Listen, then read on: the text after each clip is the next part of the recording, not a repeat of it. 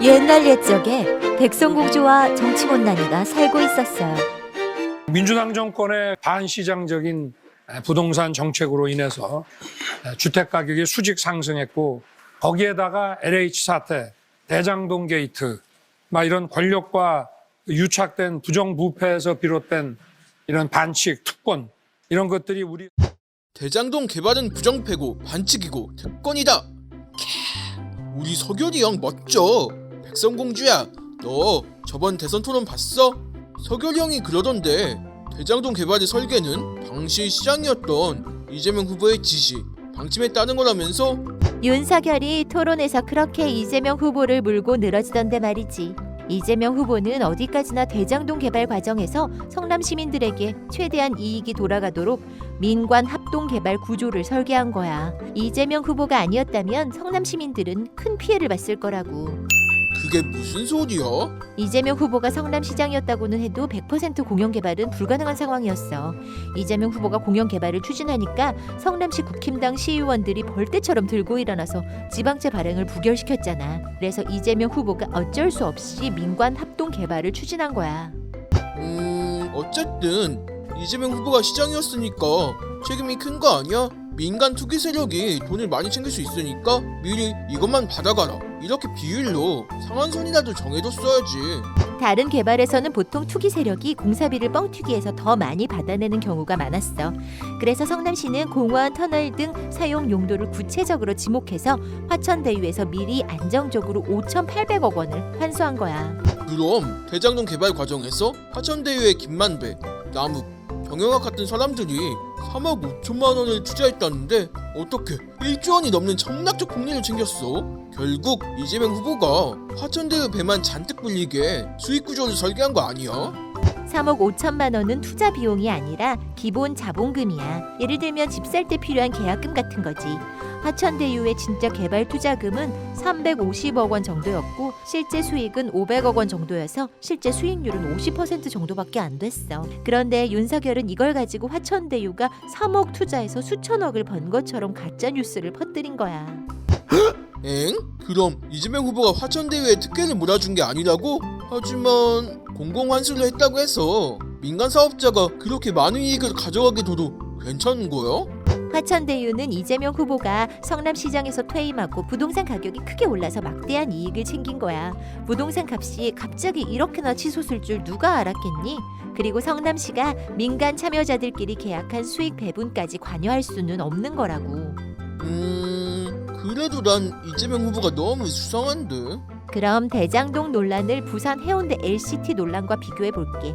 국힘당 소속 시장이 LCT 개발을 추진할 때는 1조 원 넘게 난 수익을 민간 투기 세력이 몽땅 다 가져갔어. 한마디로 부산 시민들을 위한 공공 환수를 아예 못했다고.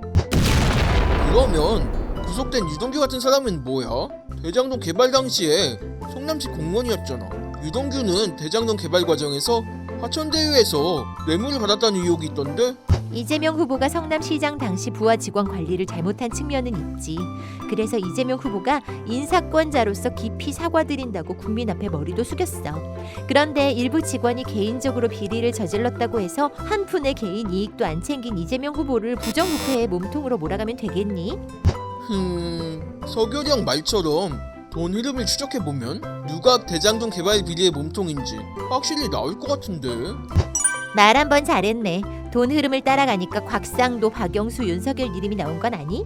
화천대유에서 곽상도, 박영수 등 50억 클럽에 돈을 나눠준 시기가 2019년 4월이었어. 그런데 하필이면 그때 김만배 누나가 윤석열 아버지 집을 사줬더라. 결국 김만배가 부동산 거래를 통해서 윤석열한테 뇌물 주려고 한 거 아니야? 뇌물이라니, 부동산 거래야 우연히 할 수도 있는 거잖아? 우연? 하필 대장동 개발 관련자들이 저런 민감한 시기를 딱 골라서 부동산을 거래한다고?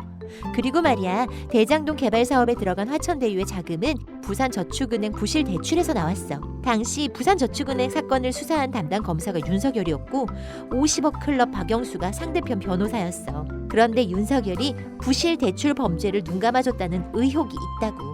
그러면 왜 김만배도 아니고 김만배 누나가 서결이 형 아버지 집을 사준 건데?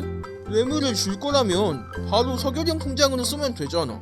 뭐 곽상도나 박영수한테는 자식이 있으니까 김만배가 자식들을 통해서 돈이나 아파트를 준 거고, 윤석열은 자식이 없으니 대신 아버지한테 대가를 준 거 아닐까? 나 참 소설 쓰고 앉았네? 지나가는 소가 웃겠다 야. 그건 다 중상모략이야. 서결이 형이 대통령만 돼봐라. 아주 확 그냥. 정치 못나냐? 너 오늘따라 좀 이상하다. 왜 갑자기 안 쓰던 과격한 말까지 쓰고 급발진하는 거야? 아 맞아. 난 원래 이렇게 화내는 사람이 아니었지. 요즘 하루 종일 서결이 형 옆에 딱 붙어 다니다 보니까 예민하거든. 서결이 형한테 너무 감정이입이 됐나봐. 미안, 주의할게. 그랬구나. 어쨌든 윤석열이 김만배와 10년 넘도록 밥 먹거나 차 한잔 한 적 없다 이렇게 말하긴 했지만 녹취록을 보니까 사실이 아닌 것 같던데. 녹취록에서는 정영학과 김만배가 윤석열이 우리를 오래 봐줬다, 윤석열은 내가 가진 카드면 죽는다 이렇게 얘기하던데. 윤석열한테 떳떳하면 수사부터 받자고 얘기해보면 어때? 아니 그건 내가 할 말은 아니고 서결이 형이 다음 토론에서 질문 받으면 얘기하겠지. 토론 내내 고개나 숙이고 있는 주제에 퍽이나 잘도 얘기하겠다. 그리고 윤석열한테 토론이나 좀 피하지 말라고 해봐. 2월 8일은 안 되고 2월 11일은 된다는 건 대체 무슨 경우니? 명색이 유력한 대선 후보라면서 너무 막 나가는 거 아니야? 아니 사실 그건 손 없는 날에 토론하면 서결이 형이 말도 잘하고 호응도 있을 거라고 도사님이. 아차차. 그나저나 국힘당은 이재명 후보가 개발이익을 민간에 넘겼다면서 길길이 날뛰더니 왜 부동산 개발이익 환수 제도는 그렇게 반대하는 거야? 또 왜 검찰이든 언론이든 국힘당이든 윤석열이나 LCT 문제에는 입을 꾹 닫고 있지? 너무 수상하지 않아? 결국 대장동 논란은 윤석열 국힘당 게이트야. 아무리 윤석열과 적폐 세력이 이재명 후보에게 죄를 뒤집어 씌우려고 해봤자 언젠가 진실은 드러나게 될 거야. 적반하장 철면 피해 끝판왕, 윤석열을 규탄하는 백성의 목소리를 들으란 말이야. 윤석열이 대선 후보 토론회에서 이재명 후보를 대장동 논란의 몸통으로 몰아갔습니다. 하지만 정반대로 윤석열이 대장동 개발 당시 부정부패와 관련이 깊다는 의혹이 주르륵 나오고 있는데요. 윤석열과 국힘당의 적반하장에 기가 막힐 지경입니다. 다가올 대선에서는 우리 유권자들이 꼭 현명한 선택을 해야 할 것 같습니다. 백성공주와 정치문란이 이야기는 계속됩니다. 재밌게 보셨다면 좋아요와 구독도 눌러주세요.